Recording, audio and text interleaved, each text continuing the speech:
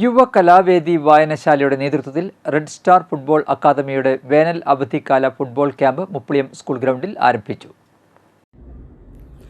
Kerala Santosh trophy താരം PC Anurag camp ഉദ്ഘാടനം ചെയ്തു.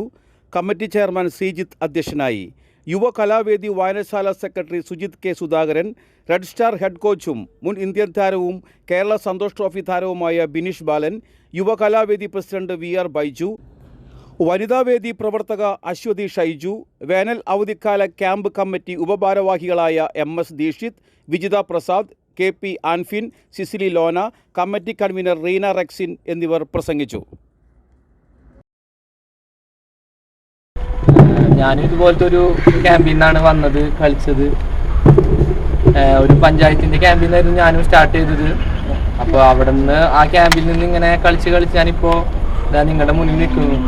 നമ്മളിപ്പോൾ ഇന്നിപ്പോൾ കേരളത്തിൽ കിട്ടാവുന്നതിൽ ഏറ്റവും ബെസ്റ്റ് കോച്ചുമാരാണ് നിങ്ങൾക്ക് കിട്ടിയത്. ഞാൻ സത്യം പറയുകയാണെങ്കിൽ ഞാനും ട്രയൽസിന് പോയിരുന്നു.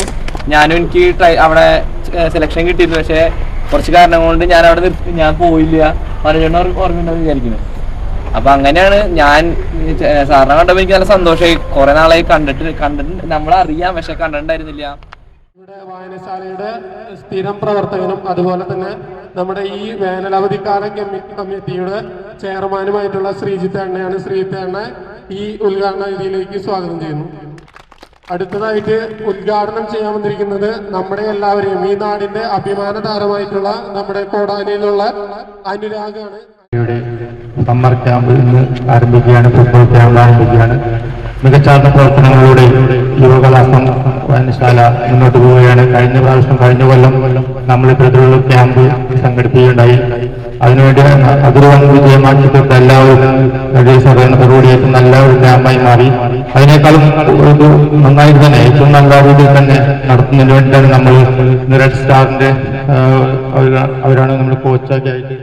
ഈ വരുന്ന കാലഘട്ടത്തിൽ യുവയുടെ എല്ലാ പ്രവർത്തനങ്ങളും ഏറ്റെടുത്തുകൊണ്ട് ഈ ഫുട്ബോളിൽ വരുന്ന കുട്ടികളും അവരുടെ രക്ഷിതാക്കളും അതുപോലെ തന്നെ ഈ പ്രദേശത്തുള്ള എല്ലാവരും കൂടി നമുക്ക് വലിയൊരു ചാലഞ്ചായി കണ്ടുകൊണ്ട് തന്നെ നമ്മൾ നേരത്തെ സാറ് പറഞ്ഞതുപോലെ തന്നെ ഫുട്ബോൾ ലഹരിയാക്കി മാറ്റിക്കൊണ്ട് മറ്റുള്ള ലഹരിയിലേക്കൊന്നും പോകാതെ ഫുട്ബോൾ ലഹരിയാക്കി മാറ്റിക്കൊണ്ട് ഈ വരുന്ന ഒരു 2 മാസത്തോളം സാറിൻ്റെ കീഴിലും അല്ലെങ്കിൽ റെഡ് സ്റ്റാർ അക്കാദമിയുടെ കീഴിലും നല്ല രീതിയിലുള്ള പരിശീലനം കാഴ്ചവെച്ച് കുട്ടികളെല്ലാവരും ഇന്ന് കൂടുതലും അവരെ മൊബൈലുകളിലാണ് ഇന്ന് ഏറ്റവും കൂടുതൽ സന്തോഷം കണ്ടെത്തുന്നതും സമയം ചെലവഴിക്കുന്നത്. അതിൽ നിന്നൊക്കെ വിട്ടുമാറി എല്ലാ കുട്ടികളുടെയും ലഹരി കളിയിടങ്ങളിലോട്ടാവട്ടെ എന്ന് ആശംസിച്ചുകൊണ്ട്